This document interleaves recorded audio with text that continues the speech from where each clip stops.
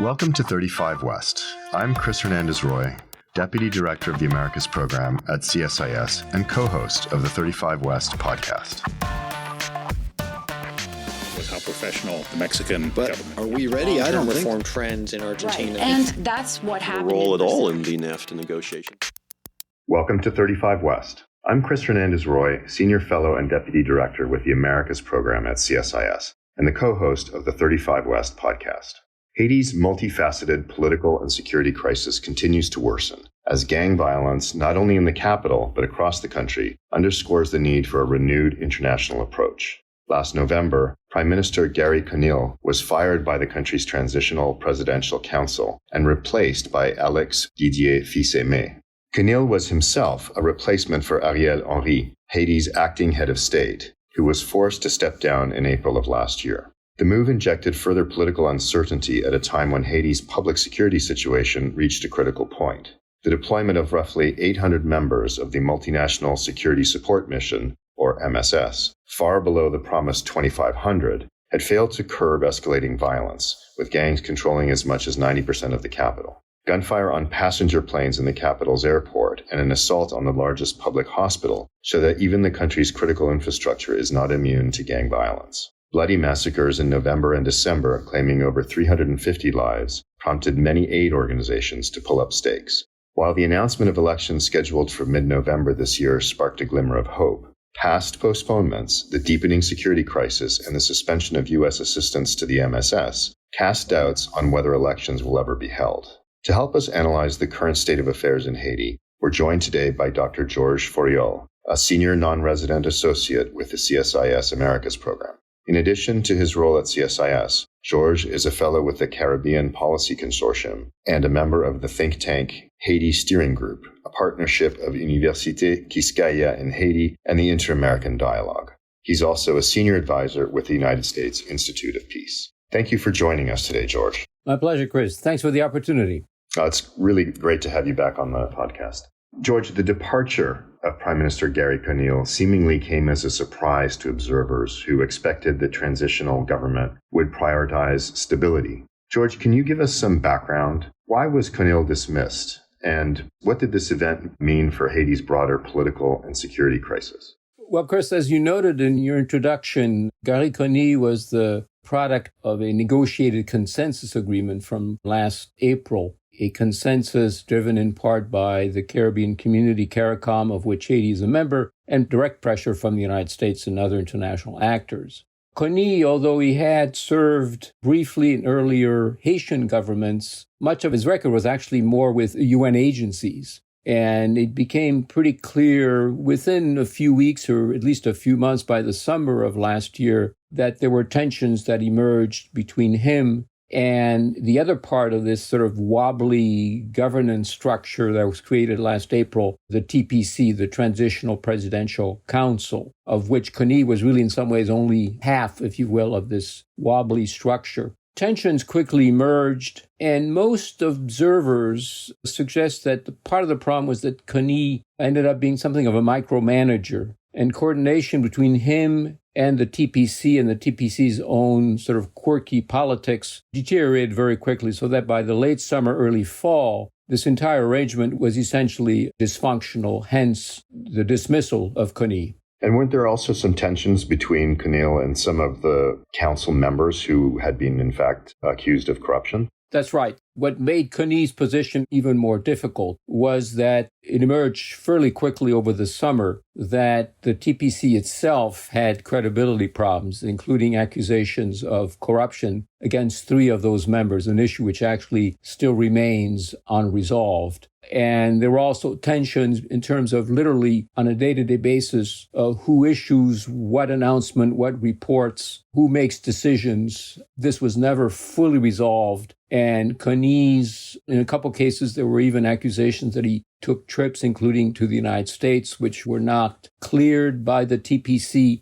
So if you will, the personal tension as well as the bureaucratic tensions made this entire arrangement ultimately unworkable. I see. And the Transitional Presidential Council then appointed Alex Didier Fils-Aimé, an entrepreneur and a former Senate candidate, as the new prime minister. How has his leadership differed, if at all, from Kony's? Well, maybe at one level, just his background, which you've just described, maybe in some ways reflection of a closer link, if you will, to the sort of the day-to-day politicking, business activities, political activities of the country, as opposed to Kony, whose administrative experience was primarily really among international organizations. Fils-Aimé's collaboration with the TPC is, comparing to Kony, is much improved. The problem that Fils-Aimé faces, maybe a different one, which Kony in some ways also faced, which is the prime minister's capacity to act is actually quite limited. Yes, there is a cabinet, and he is the head of, if you will, the administrative head of the government.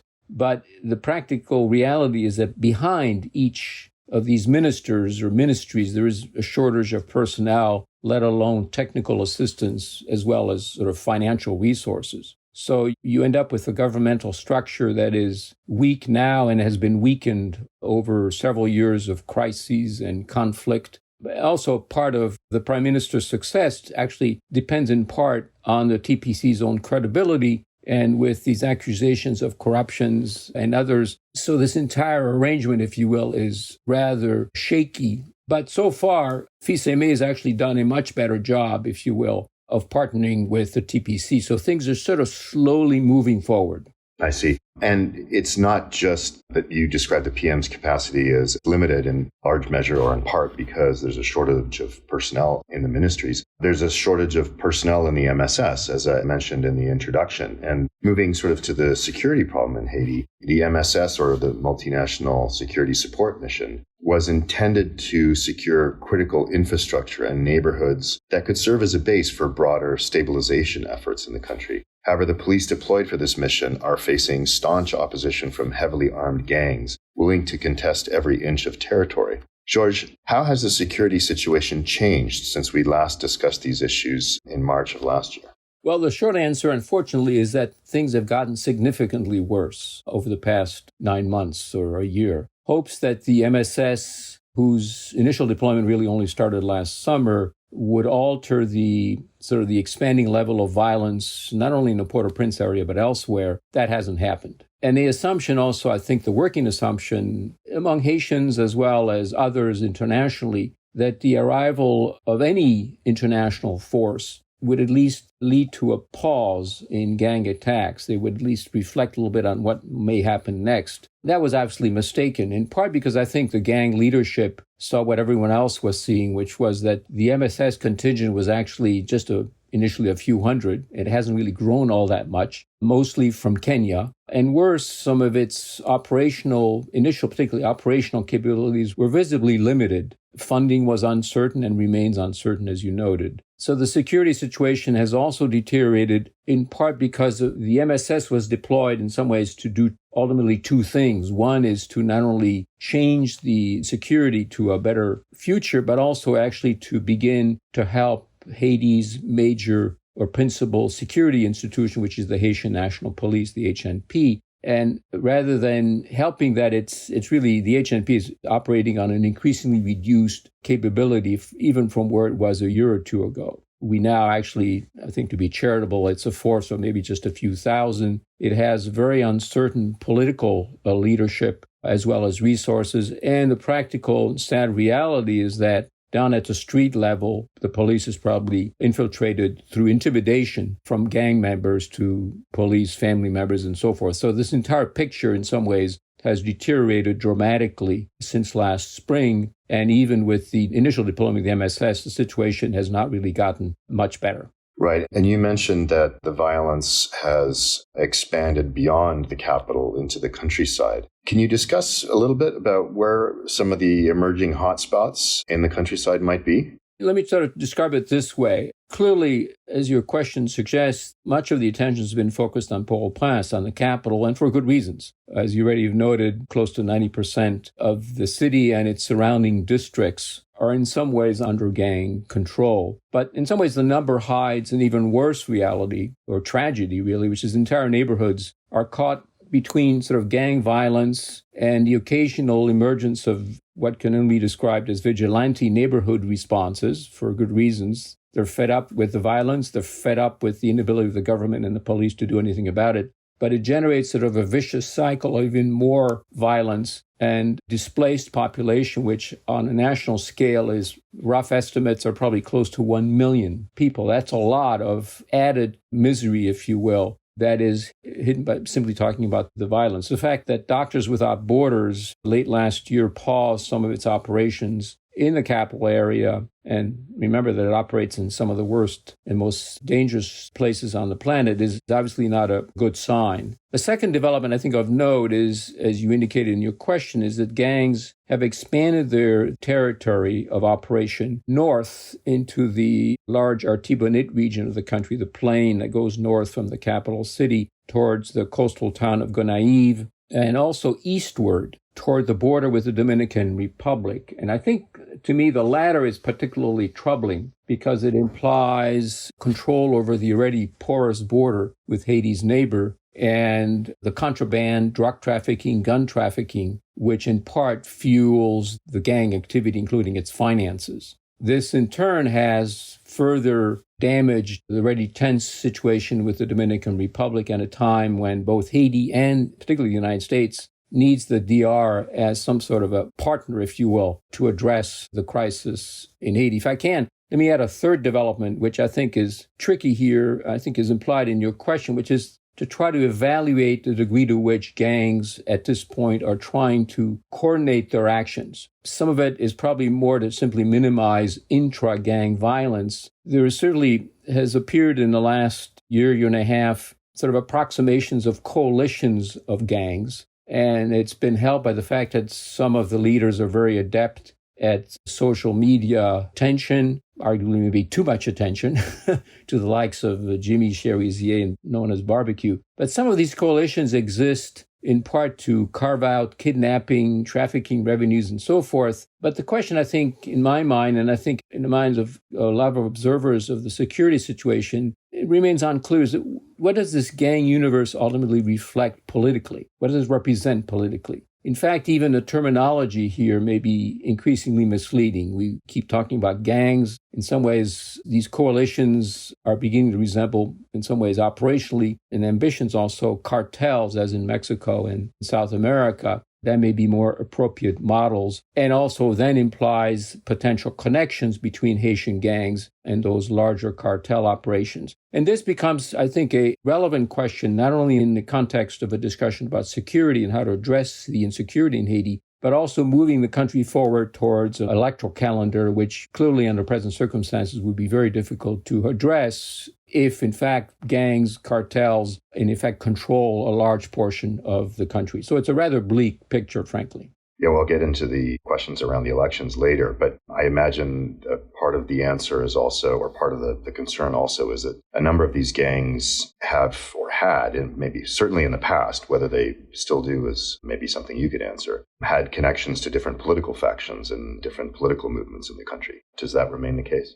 Well, yes, there's always been an undercurrent of connection, if you will, between some elements of the business community, some elements of the political community. Some of it is just for the sake of survival. If you're running a business and you have to transport some of your goods from one place to another, including from the port facilities, you basically pay a tax to be able to get your material in or out. Politically, and this is a long-standing issue, there have been accusations, some of them more valid than others, some of them actually reaching the level of the president of Haiti. One of Haiti's former presidents, actually Michel Martelly, and others have been accused of connections to gangs. The late Jovenel Moïse initially was accused of himself and some of his associates, some of them even within the Haitian National Police, of organizing, if you will, gang groups in order to be able to generate disturbances and violence in the streets, particularly of the capital, for political purposes. So this is all out there. I'm not quite sure that I want to overdo that line of argument, but it's clearly there. And what it does is that it feeds into a generalized level of distrust. One of the reasons why I think consensus, political consensus out of the crisis is difficult is because of this distrust. Everyone sort of assumes that there's another deal that's being struck around the corner with some unsavory bunch of characters, and as a result, everything ends up being paralyzed. But it's true, it's out there, and that needs to somehow be addressed.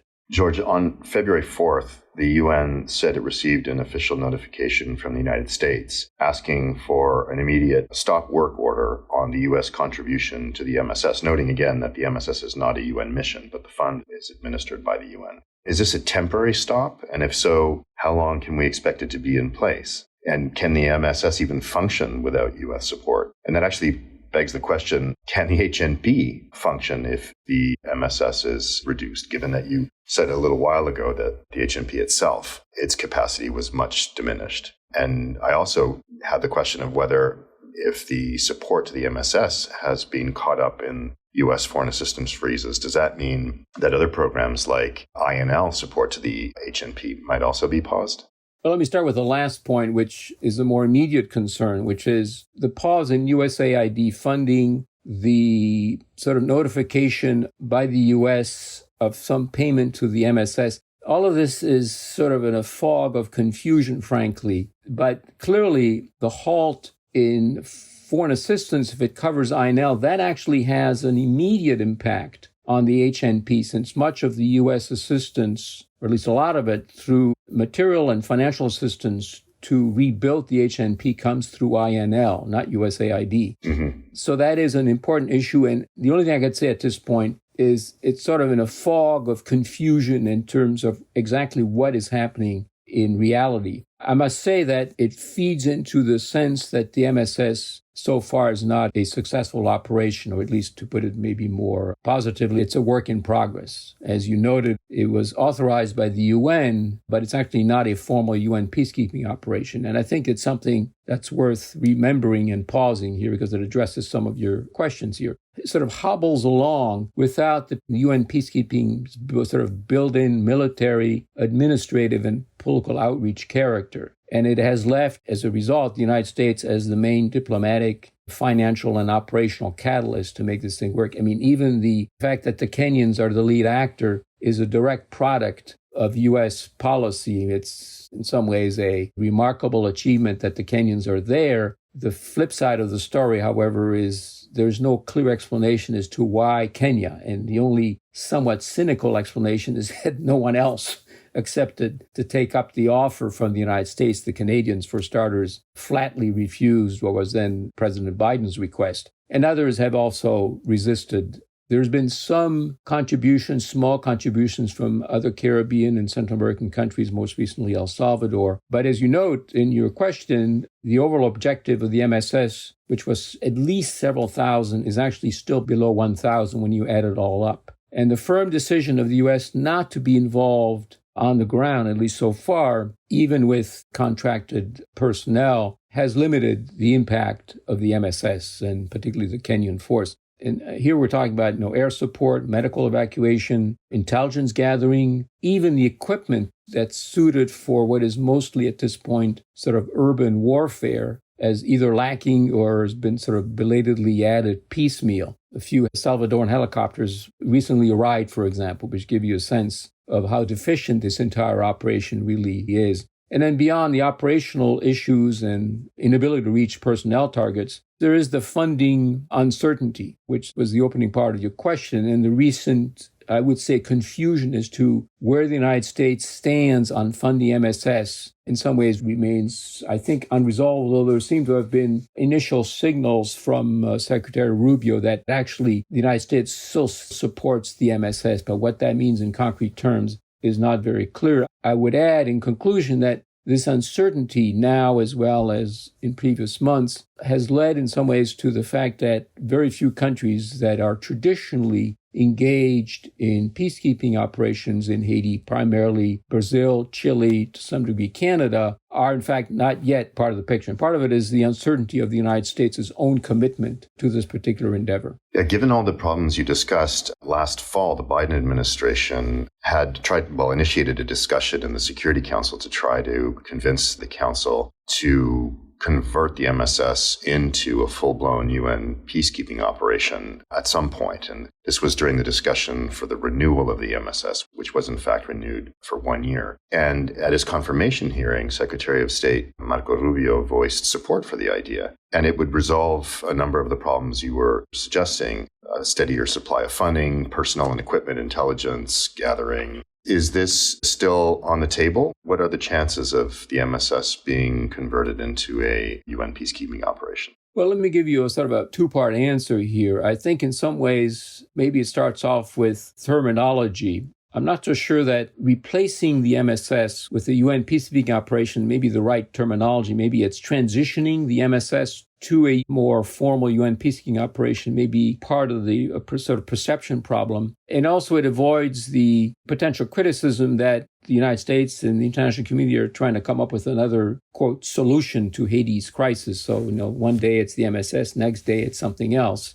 But in some ways, I think what maybe Secretary Rubio was telegraphing was a sense where it's not that the MSS would be replaced by a UN peacekeeping operation, but in some ways that they overlap and they both address maybe a basic requirement of the U.S. administration now, which is that Haiti is simply not just a U.S. responsibility. In other words, it's not just the U.S. that's helping, it's a community of other international actors. And as you noted, the Biden administration had actually already launched the discussions at the UN last fall for that transition to occur. There may be some bias with the new administration against such a multinational mechanism, but as you note, the PK option, the peacekeeping option, broadens the strategic responsibility of the crisis beyond just a U.S. effort, particularly in budgetary needs. And also it brings with it a significant multinational operational infrastructure. And despite all of its flaws, and certainly there are some in past Haiti experiences,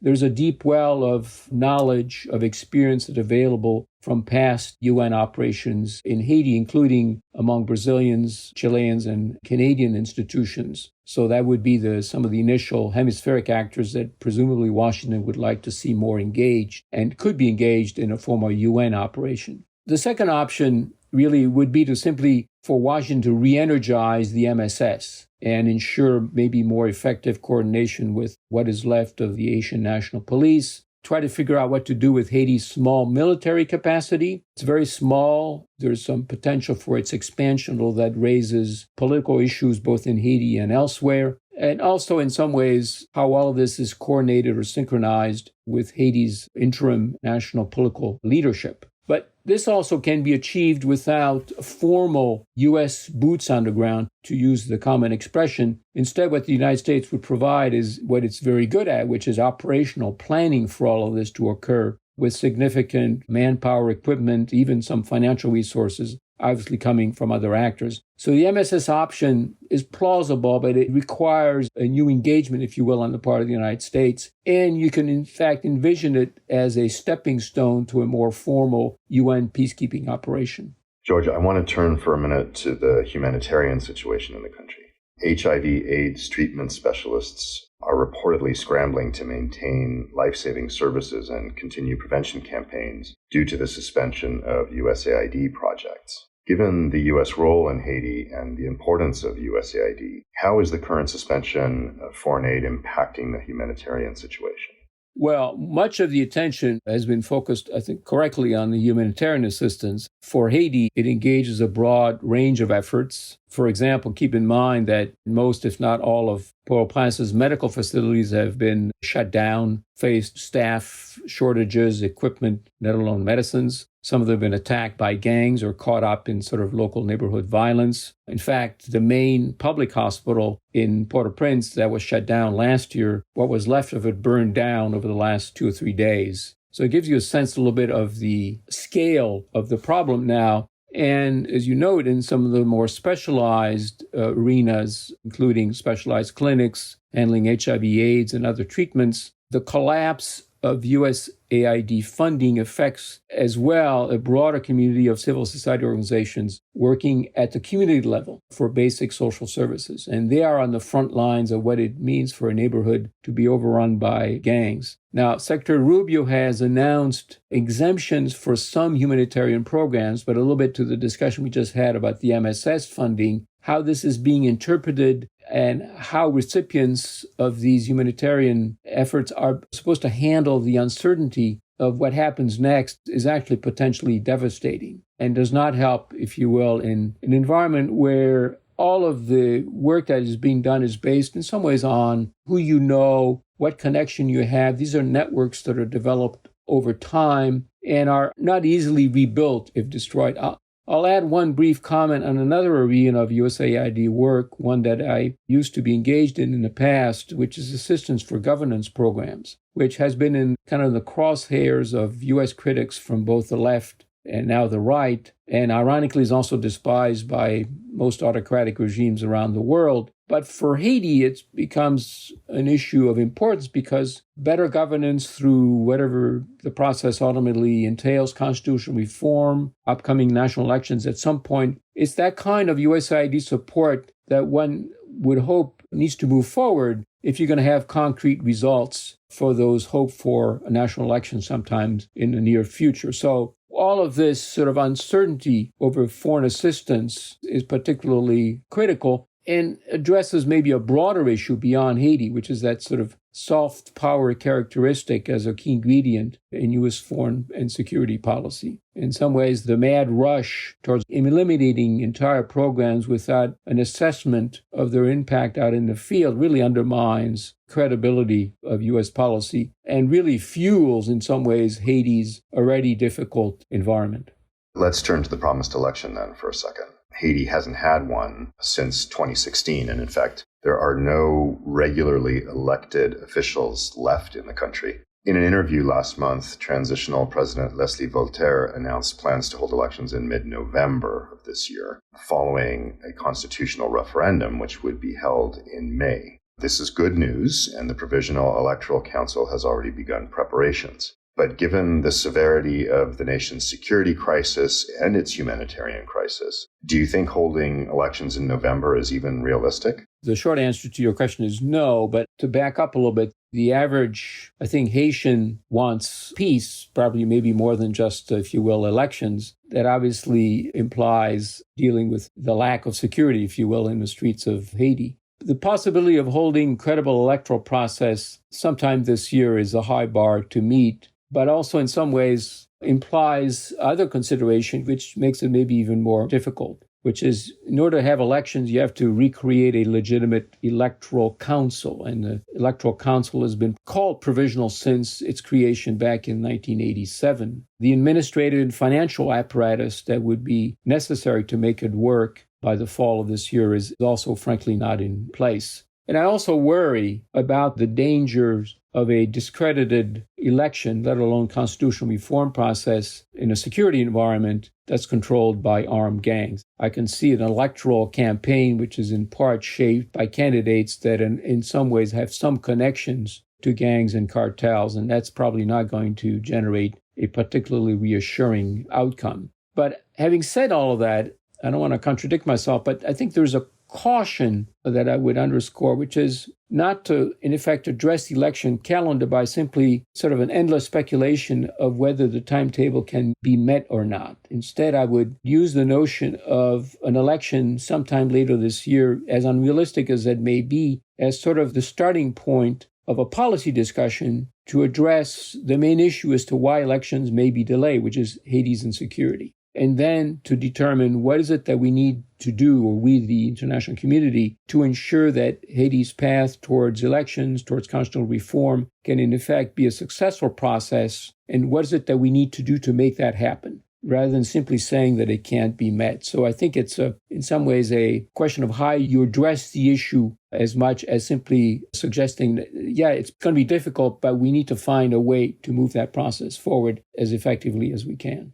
And George, I know that the question of constitutional reform has been around for a long time in Haiti. What are the proposed changes to the Constitution, and do these need to be in place before the elections are held?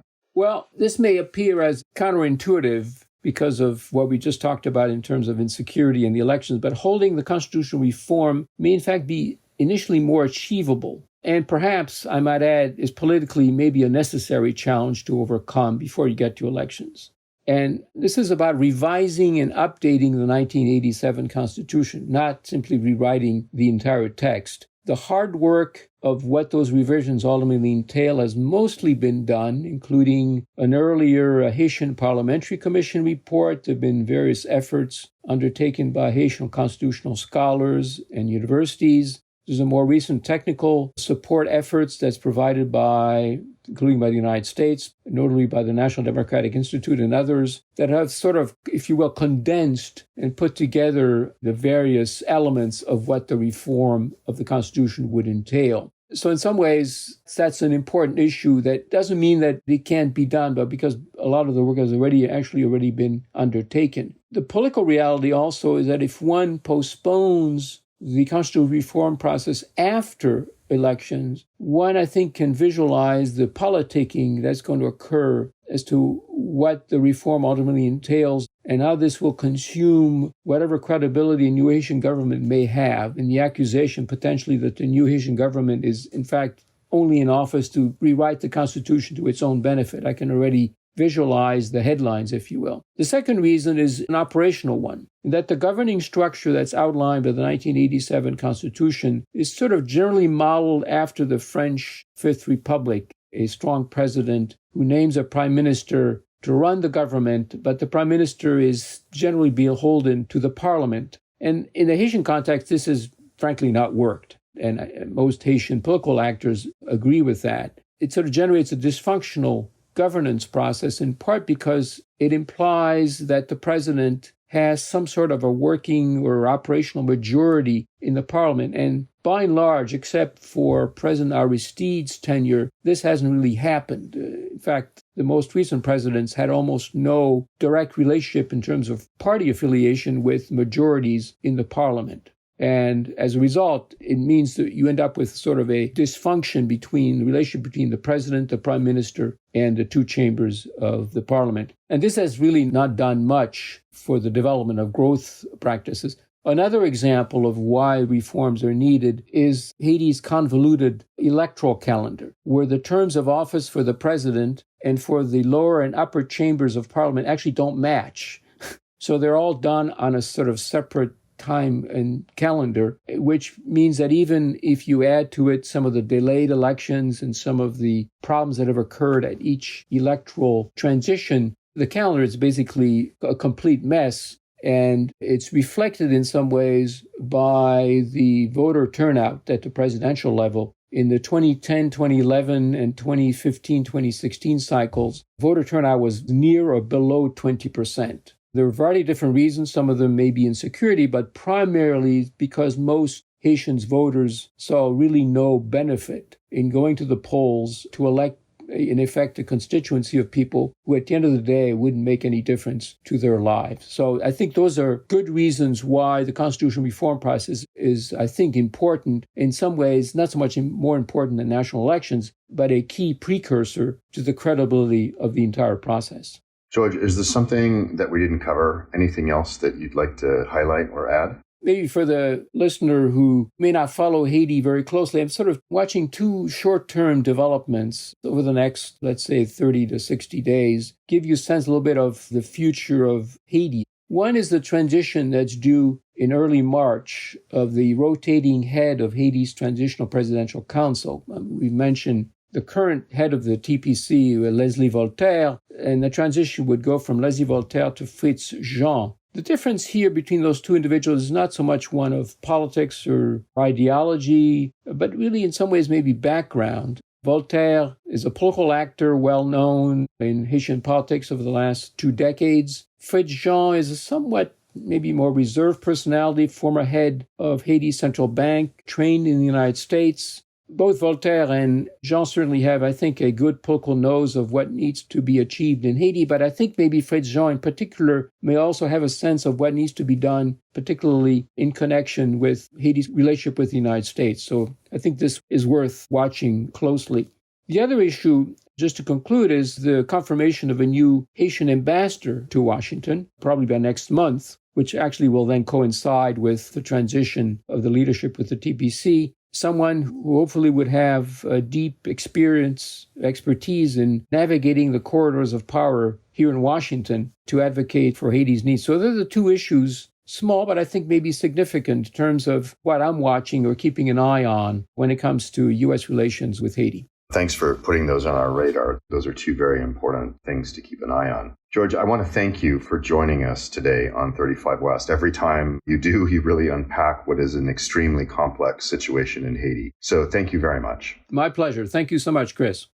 And that's it for this week's edition of 35 West. We hope you enjoyed listening and that you'll stay tuned for future episodes.